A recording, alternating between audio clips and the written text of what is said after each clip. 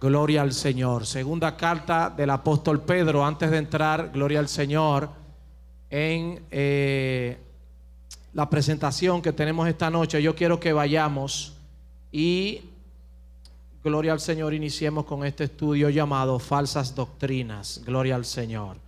¿Cuántos dicen amén? Gloria al Señor. La palabra la leemos en el nombre del Padre, Hijo y Espíritu Santo. Y dice así, gloria al Señor. Pero hubo también falsos profetas, ¿en dónde? Entre el pueblo.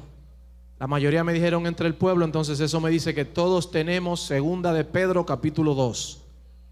Es necesario, hermano, que vamos a iniciar con este capítulo de esta carta que envía Pedro, no solamente en ese momento al pueblo de Israel, sino para todos los gentiles que ya estaban empezando a dispersarse, ¿verdad?, fuera de Israel. Gloria al Señor.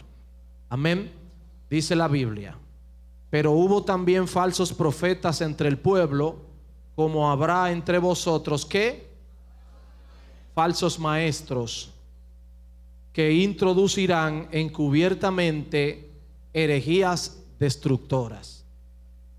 Y aún, dice la Biblia, negarán al Señor que los rescató, atrayendo sobre sí mismo destrucción repentina.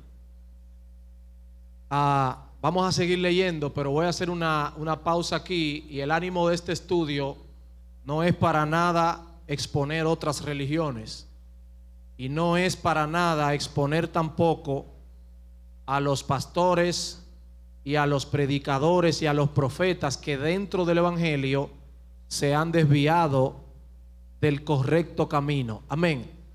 El espíritu de esta enseñanza o de estos estudios de hoy y del jueves que viene no es exponer, más bien es dotar a la iglesia del discernimiento, ¿verdad?, para hacer diferencia entre lo que trae maldición y lo que trae bendición. Porque hay muchos predicadores y hay muchas iglesias que están enseñando cosas erradas, y ellos creen que están enseñando o que están haciendo las cosas bien. Amén. Y eso es mucha pena, hermano, eso que uno siente cuando uno ve gente buena, predicadores buenos, gente de Dios que tiene buena fe, pero que quizás por ignorancia se han desviado de la fe. Y estos estudios, de nuevo digo, es para equipar a la iglesia con el discernimiento necesario para que no sigamos el error, hermano. Amén, gloria al Señor. Dice: y aún negarán al Señor que los rescató, sí, atrayendo sobre sí mismos destrucción repentina. Y lo más desagradable de todo es que muchos seguirán sus disoluciones, por causa de los cuales, ¿qué dice? Por causa de los cuales el camino de la fe será blasfemado, y por avaricia harán mercadería de vosotros, ¿con qué? Con palabras fingidas. Sobre los tales ya de largo tiempo la condenación no se tarda, y su perdición no se duerme. Amado, para los falsos predicadores y para los maestros que enseñan error, su perdición está asegurada. Para los irresponsables que no pasan tiempo en la escritura para traer alimento al pueblo, alimento, valga la redundancia, que alimente, para los irresponsables y charlatanes, la maldición y la perdición está asegurada, dice el apóstol Pedro. No lo estoy diciendo yo, porque Pedro lo que está haciendo en este capítulo 2 de su segunda carta, año 68 después de Cristo, es denunciando, haciendo quizás una apología de la sana doctrina, así mismo como la hizo el apóstol Pablo, así mismo también como la hizo Judas en el penúltimo libro de la Biblia. Sí, pero vamos a seguir leyendo, porque yo en este estudio de hoy Ya hoy se ha ido un poco el tiempo, pero el otro jueves sí quisiéramos ya desarrollar cuál es la consecuencia de seguir una herejía o una falsa doctrina. Que esto no es un relajo, esto que vamos a tratar, y pido al Espíritu Santo que guarde hasta mis emociones. Amén, mis hermanos. Porque uno que tiene la oportunidad, por gracia de Dios, de a veces salir y visitar, uno sabe, amado, y a veces uno se sienta a esperar el turno y uno escucha cosas en los altares y en los púlpitos que yo me pongo la mano en la cabeza, hermano. ¿Cuántos dicen gloria al Señor? Vamos a seguir aquí en esta carta de Pedro. Es necesario que sigamos aquí. Amén.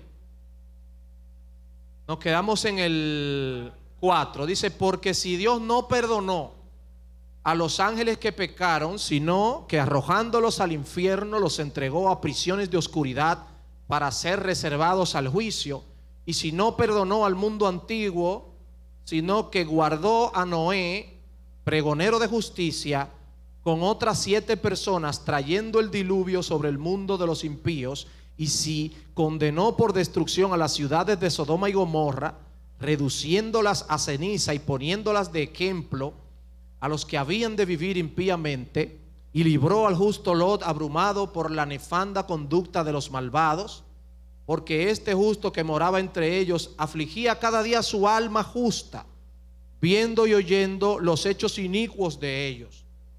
Así era Lot y así era Job también. Usted sabía que Job hacía ofrenda a Dios por el pecado de sus hijos. Usted sabe qué cosa tan grande, hermano. Wow. Dice el 9: sabe el Señor librar de tentación a los piadosos y reservar a los injustos para ser castigados en el día del juicio. Dios sabe reservar a los injustos. Y el apóstol Pedro está llamando a los falsos maestros y a los falsos predicadores injustos, desobedientes. Amén, mis hermanos. Dice el 10: y mayormente aquellos que siguiendo la carne andan en concupiscencia e inmundicia y desprecian el señorío. ¿Qué cosa es despreciar el señorío? Despreciar que Cristo es Señor. Despreciar el señorío es gente que no se somete ni a pastores, ni a líderes, ni a nadie. Amén. Y pido al Señor también que guarde vuestros corazones, mis hermanos. Pedro dice, sigue diciendo, atrevidos y contumaces. ¿Sabe qué es una persona contumaz? ¿Quién me dice? ¿Quién levanta su mano y me dice quién es una persona contumaz? Francine, desde ahí sin micrófono, dime. Es un sinónimo de obstinación. Sí, eso es una. Pero contumaz también es rebelde. Una persona que no coge corrección, que no coge consejo. Es una persona que usted se puede acercar y decirle, mira, amado, yo creo que lo que dijiste se sale del contexto bíblico, se sale del contexto del evangelio de Jesús. Y contumaz quiere decir que esa persona va a rechazar tu consejo, va a rechazar el hecho de que tú quisiste enderezar el asunto. Eso se llama atrevido y contumaz. Son gente que aunque tú lo sientes en una silla, son personas que van a rechazar el consejo. Amén. Diferente a David, que cuando el profeta Natán se le acercó a él, ¿verdad? Y le dijo lo que le dijo, David bajó la cabeza y dijo, tienes toda la razón. Pero estos predicadores, Pedro dice que no, ni siquiera a Natán le van a hacer caso. Y seguimos leyendo la palabra de Dios. Atrevidos y contumaces no temen decir mal de las potestades superiores, mientras que los ángeles, que son mayores en fuerza y en potencia, no pronuncian juicio de maldición contra ellas delante del Señor.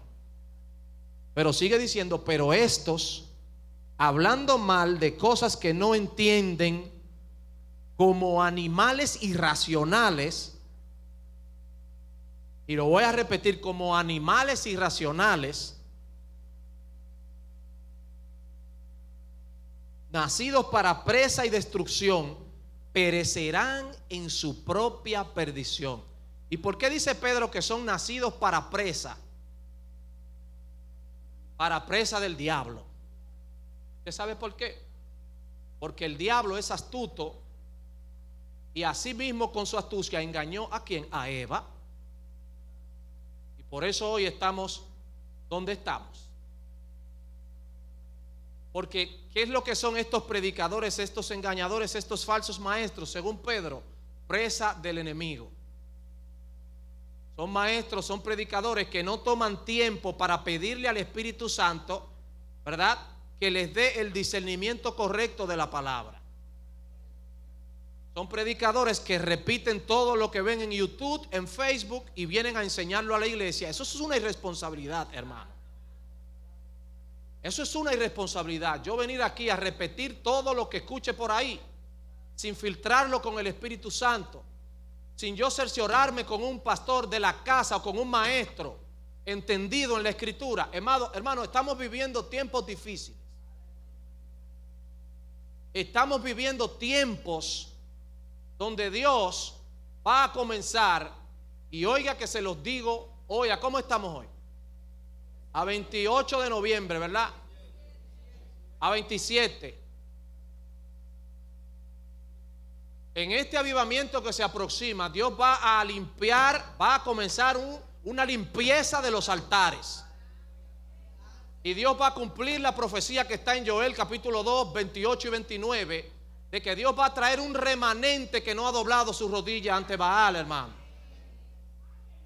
Gloria a Dios. Y usted lo va a comenzar a ver, mi hermano.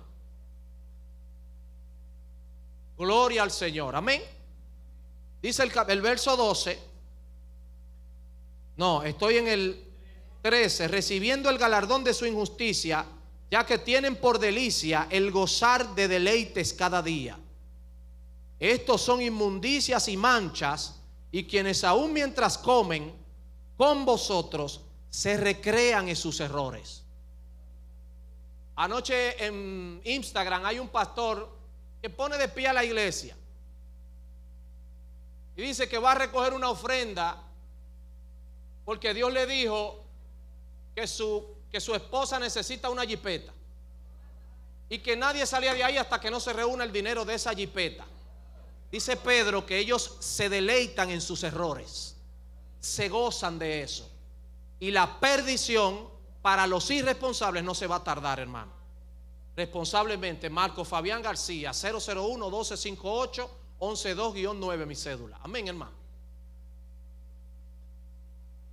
Dice el 14: tienen los ojos llenos de adulterio, no se sacian de pecar, seducen a las almas inconstantes. ¿A quién seduce? Un falso maestro. Al que es inconstante, al que no tiene fundamento, al que no tiene estructura bíblica, al que no pasa tiempo en la palabra, al que no pasa tiempo con el Espíritu Santo, aquel al que el Espíritu Santo no le muestra la Escritura, no le da luz. Y por eso, hermano, es que estamos viendo hoy en día tantas cosas. Gloria al Señor. Yo te voy a mostrar dónde está mi celular. Te voy a mostrar el video que yo grabé. Esto es en vivo, esto es un estudio, esto no es una prédica, hermano. Yo te voy a mostrar. Atienda esto, hermano, ojalá que lo pueda encontrar. ¿Dicen amén? Gloria al Señor. Bueno, no lo veo. Ah, sí, míralo aquí. Míralo aquí. Escuche esto, hermano. Mira. Escuche esto. Es la pobreza que Jesús venció, hermano. Charlatanes irresponsables, dice Pedro.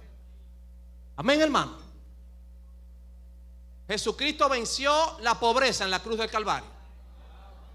Si él mismo dijo, el Hijo del Hombre no tiene dónde recostar la cabeza. Pero cuando él dice eso, la iglesia se pone de pie. Un alboroto. Porque la gente no tiene estructura bíblica, hermano. No hay fundamento. Amén, hermano. ¿Y qué pasa con esto, hermano? ¿Por qué Pedro los denuncia?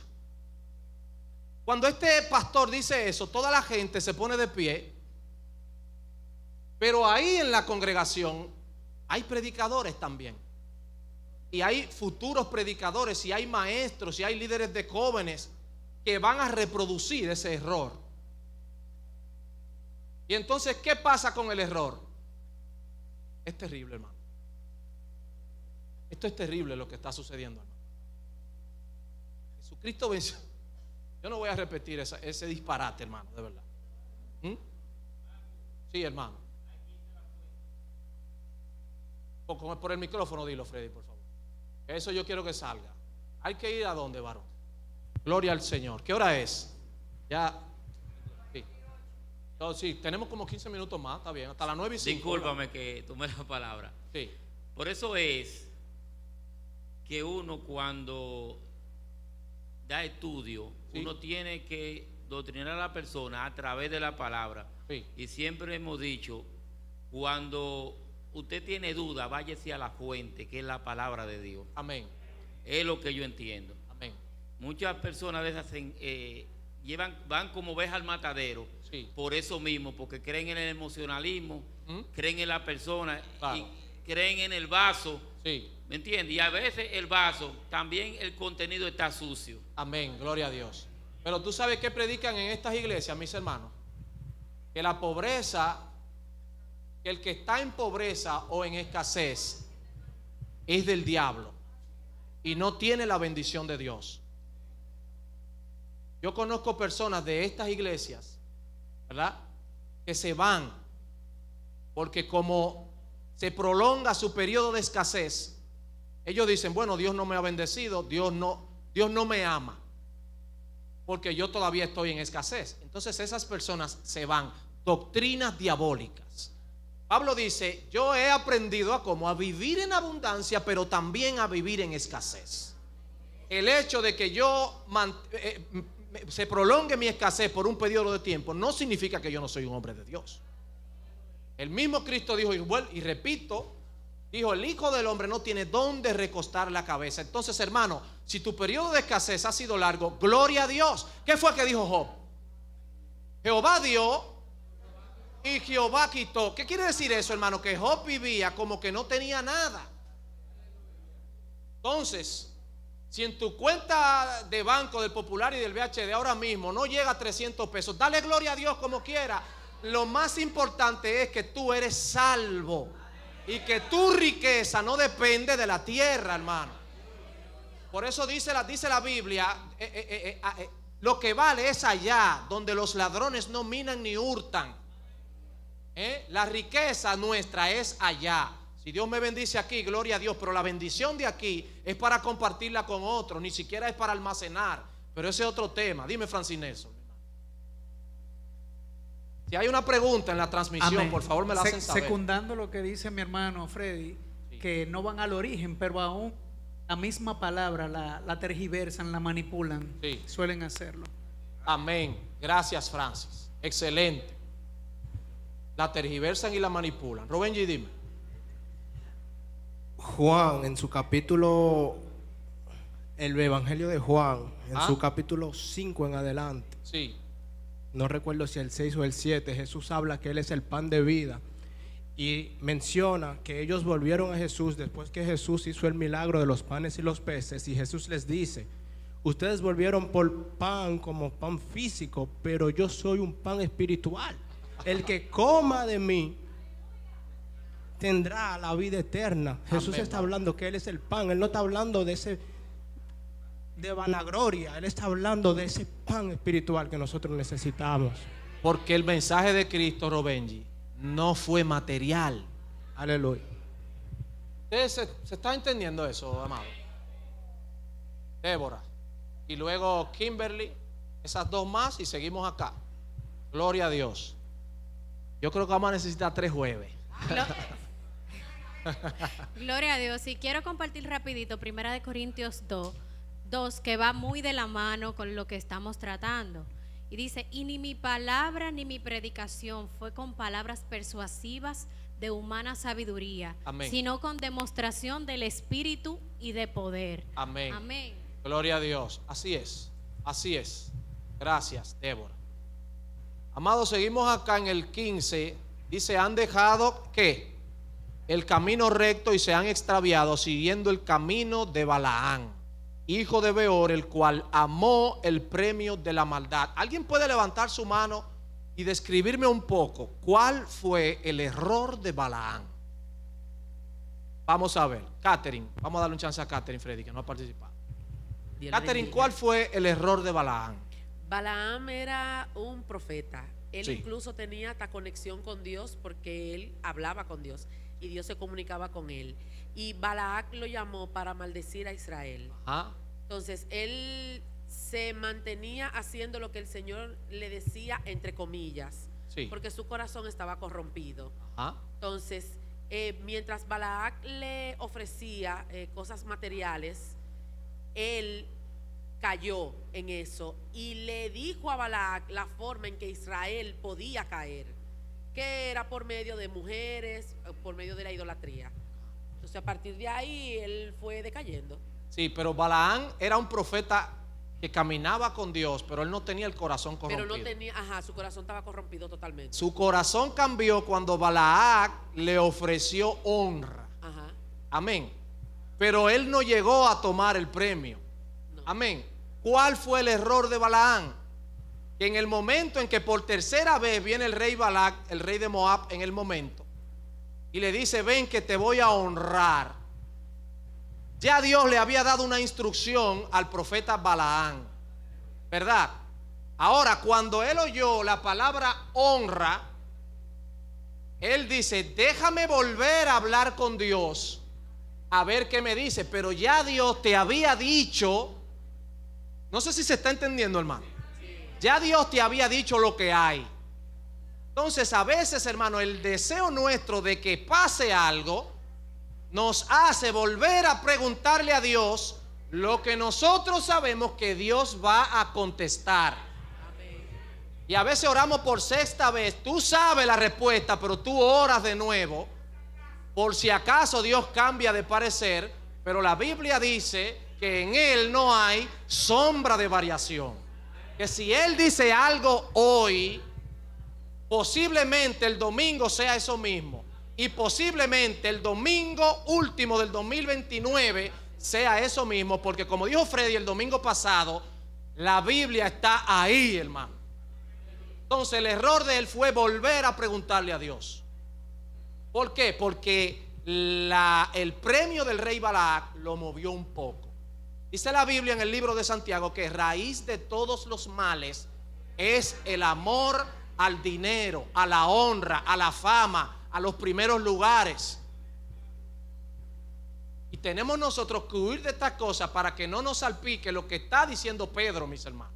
¿Alguien más levantó la mano? Kimberly allá atrás. Perdón, Catherine, ¿tú tenías algo más? Vuelve a donde Catherine, vuelve. Ah, ok, perfecto. Dice la palabra de Dios: y conoceréis la verdad, y la verdad os hará libre. Por más bonito que esos ministros estén hablando, según ellos, conforme la palabra, si me dice algo contrario, están atados. No han chocado con la roca firme que es Cristo Jesús. Sí. Porque el que choca con Cristo es libertado. Y esas acciones no las, por más lindo que se vean, están atados bíblicamente y amén, tienen que ser libres. La palabra se le tiene que ser revelada en su corazón. Amén, gloria a Dios. Lo malo es que la ignorancia reproduce ignorancia y el error reproduce error. Por eso es que el apóstol Pablo era tan tajante con la palabra. ¿Ustedes recuerdan un personaje en el libro de los Hechos llamado Simón el Mago? ¿Qué le dijo él al Simón el Mago? Tu dinero se muera contigo. Y si Simón el Mago hizo así, amén, hermano. Voy a terminar el capítulo. Dice: les prometen libertad y son ellos mismos ¿qué? Esclavos de corrupción. Porque el que es vencido por alguno es hecho esclavo del que lo venció. Ciertamente, si habiéndose ellos escapado de las contaminaciones del mundo por el conocimiento del Señor y Salvador Jesucristo, fíjense esto, estos predicadores habían conocido a Cristo, habían escapado del error y de la perdición. Pero dice, se enredan otra vez en ellas, son vencidos. Dice, su postrer estado entonces viene a ser peor que el primero. Si un predicador, ¿verdad?, una persona se convierte, progresa, prospera, ¿verdad?, prospera su alma, su conocimiento, es predicador y luego cae en error, dice la Biblia que viene a ser peor. ¿Por qué? Porque arrastra consigo todos aquellos, ¿verdad?, a quienes él tocó. Por eso, si alguno de ustedes, mis hermanos, que ya tienen tiempo en el evangelio, imagínense que alguno de ustedes se desvíe de la fe. Ustedes saben que contigo se van a caer muchos. Porque mejor les hubiera sido no haber conocido el camino de la justicia, que después de haberlo conocido volverse atrás del santo mandamiento que les fue dado. Pero les ha acontecido lo del verdadero proverbio. ¿Y cuál es el verdadero proverbio? El perro vuelve a su vómito y la puerca lavada a revolcarse en el lodo. Qué terrible, hermano. Que yo empiece bien, pero termine mal. Porque escuché por ahí una enseñanza que es más atractiva para mí que cargar la cruz de Cristo. Porque ese es el tema, que los falsos maestros y predicadores te ponen las cosas atractivas, de manera que usted brinque de su silla y diga un gloria a Dios. Pero definitivamente que no a todo se le dice gloria a Dios. Amén, mi hermano. Gloria al Señor. Vamos acá, miren esto. Voy a leer la botella envenenada. Dice, un hombre llamado Andrés trabajaba en un laboratorio químico. Un día, mientras limpiaba, encontró una botella de agua, ¿cómo? Casi llena. Tenía etiqueta, tenía tapa, parecía completamente normal. Sí. Él la tomó y la abrió, y justo cuando iba a beber, un compañero le grita desde lejos: no la tomes, eso no es agua, eso es veneno transparente. Andrés se quedó paralizado y la botella se veía como 100% auténtica, olía como agua, se movía igualito que el agua, pero una gota, solo una gota, hubiese bastado para matarlo. Sí. El supervisor dijo algo que quedó registrado en el informe del accidente y dice: lo mortal no era el veneno, lo mortal era que parecía agua. Amén. Hermanos, hay cosas, dice acá, que matan el alma no porque sean oscuras, sino porque parecen luz. Y el jueves que viene vamos a entrar en detalle porque ya son las 9. Doctrinas que parecen bíblicas, que hay personas hasta que discuten que son bíblicas, personas que están seguras que son bíblicas, predicadores que parecen ungidos, mensajes que suenan correctos, pero llevan un veneno invisible que destruye convicciones, fe y salvación. Pedro dice acá en sus primeros capítulos, en sus primeros versos de este hermoso capítulo, en el verso 1 dice: pero hubo también falsos profetas entre el pueblo, como habrá entre vosotros falsos maestros, que dice que introducirán encubiertamente herejías destructoras y aún negarán al Señor que los rescató. Usted sabe, hermano, lo delicado que es este tema. Que yo con una enseñanza, creyendo que estoy edificando, puedo negar la fe del Señor que me rescató. Primera de Juan, ese verso que dice, hay alguien que lo lea, por favor, y ahí terminamos. Ya no podemos seguir, son las 9:05. Primera de Juan 1:7. ¿Qué dice, por favor? Alguien que lo lea con el micrófono. Si hay alguna pregunta en nuestro chat, por favor háganmela saber. Vamos a ver, porque voy a hablar de algo antes de irnos ahora brevemente, y ya sí el jueves que viene entramos de lleno en cuáles son esas doctrinas que están acabando con nuestro pueblo. Primera de Juan 1:7. Acá a Arlene, que no ha participado. Arlene, léelo ese verso ya para terminar, bien fuerte, por favor. Primera de Juan 1:7. La palabra de Dios se lee en el nombre del Padre, del Hijo y del Espíritu Santo. Sí.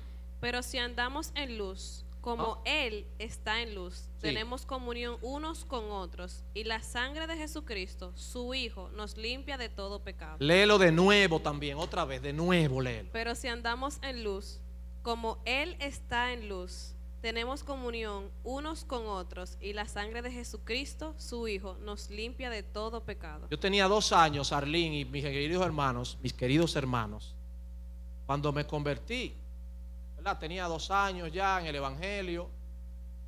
Ya yo creo que había predicado mi primer mensaje. Y a mí me invitaron a un retiro y yo fui. Y no voy a alcanzar esto porque, de nuevo, no se trata de exponer, sino es de abrir sus ojos, mis hermanos. Y yo voy a ese retiro, ¿verdad? Y allá, viernes, sábado y domingo, la noche del sábado, no se me olvida, el que está liderando esa reunión del sábado en la noche, pues le pide a toda la congregación que tomemos una hoja de papel. En esta hoja de papel comencemos a anotar todos los pecados que habíamos hecho, por lo menos los más significativos que habíamos hecho en nuestra vida. Sí. Y yo comienzo a anotar todas las cosas horribles que yo he hecho, ¿verdad? Pero algo, mientras voy escribiendo, hay algo que me dice, hay algo que no me cuadra. ¿Cómo es que yo estoy anotando los pecados de hace 5, 10 y 15 años? Amado, mientras voy anotando, les testifico que hay algo que no me hace sentir bien. Pero voy anotando. Entonces, allá ponen una cruz y como con un de estas cositas de clavarlo, en la pizarra de corcho esa. De esa misma, tú tienes que ir a la pizarra, entonces a la pizarra no, a la cruz, y ahí clavarlos, supuestamente por la maldición generacional, por si acaso. Tamaño disparate, hermano. ¿Qué leyó Arlene ahí? Dice, la sangre de Cristo me limpia de todo pecado. Amado, yo pasé como 2 meses en angustia, depresivo, mal. A mí me ministraron tristeza, angustia. Eso fue lo que me predicó esa señora esa noche. A los 2 meses yo llamé a mi pastora en ese momento. Le dije, pastora, yo me siento mal. Yo no quiero ni siquiera ir a la iglesia. Amado, y eso fue un trabajo conmigo, porque a mí me ministraron eso.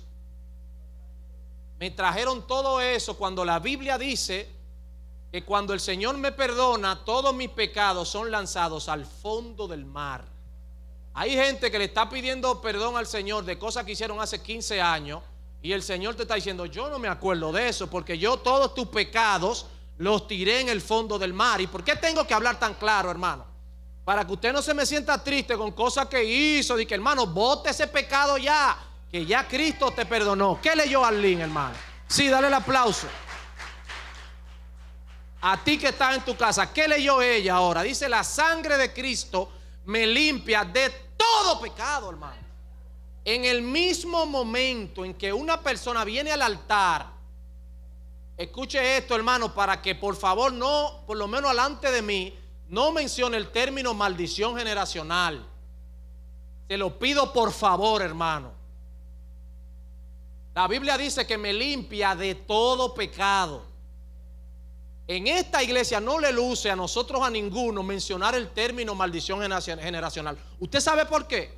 Porque esta iglesia surgió, ¿verdad? Se fundó bajo un verso bíblico que está en Jeremías 31, 29. ¿Y qué dice Jeremías 31, 29, 30 y 31? ¿Qué dice? Un nuevo pacto. Pero amén. Pero ese nuevo pacto, hay 2 versículos antes de ese verso que dice nuevo pacto. ¿Y qué es? Los dientes que se comen las uvas, ¿verdad? Son los dientes que tendrán la dentera, dice, desmontando el término maldición generacional. Amén, hermano. Y eso es una doctrina que niega la sangre de Cristo. En Juan capítulo 9, quiero cerrar, pero a veces me vienen En Juan capítulo 9, a Jesús le preguntan, ¿quién pecó, este o sus padres, para que fuera ciego? Y Jesús desmonta el argumento ahí mismo y dice, no pecó este ni pecó su padre, dejen el disparate ese ya, para que la gloria de Dios se revele. ¿Verdad? Este será sano hoy. Eso que estamos diciendo en Jeremías 31 y en Ezequiel 18, el que peca, ¿verdad?, es el que será juzgado, y cada quien morirá por su pecado. Dice la Biblia claramente, hermano. Si mi abuelo era un borrachón, un charlatán, allá mi abuelo, yo no pago por los pecados de mi abuelo, hermano. Porque en el momento en que yo me convierto, la sangre de Cristo, ¿qué tú dijiste, Arlene? Me limpia de todo pecado, hermano. Ese es el poder de la sangre. Diga conmigo, el poder de la sangre. Ah, no, la sangre no es suficiente porque mi abuelo era un borrachón. Entonces hay que llevarme a qué sé yo dónde, hacerme un exorcismo, ¿verdad? Y a limpiarme de maldiciones generacionales. Olvídate de eso. Desde que llegó Cristo te limpió. Ahora, si después de Cristo usted sigue comiendo, ahora sí vamos a trabajar. Ahora sí. ¿Se está entendiendo, hermano? Padre, gracias por tu palabra. En el nombre de Jesús, nosotros te pedimos, Dios mío, que tú completes la obra en nuestros corazones, Dios mío. Y que el pueblo pueda despertar, Señor, en este tiempo difícil que se avecina, que ya estamos viviendo, Señor. A cada predicador de esta casa y que nos están viendo en sus hogares, Señor. A mí mismo, a todos los que predicamos en la iglesia, predicamos en la calle, predicamos en cualquier lugar. Yo sí quisiera pedirte, Espíritu Santo, que pongas más amor por la palabra. Que pongas más amor por el estudio de la Biblia, para que no caigamos en errores irreversibles, porque no queremos eso, Señor. Padre, que se levante gente en esta casa capaces de discernir los errores, primero para no seguirlos y segundo para alertar a otros de que están caminando en error. Porque sí podemos entender, Dios mío, y oramos con todo nuestro corazón, que los errores escriturales tú no los vas a pasar por alto, al menos que regresemos del error. Señor, nosotros confirmamos que creemos en ti, Jesús. Confirmamos que tú eres único Señor, único Salvador, único dueño de nuestro amor. Confirmamos en esta noche, Señor, que solamente tu sangre me limpia de todo pecado. Confirmamos, me dice amén, hermano, si está de acuerdo, si no, no. Confirmamos en esta noche que tú eres el único nombre dado a los hombres a través del cual podemos ser salvos. Y por último, Señor, confirmamos de nuevo en esta noche que te necesitamos, Señor, porque solo no podemos. En el nombre de Jesús.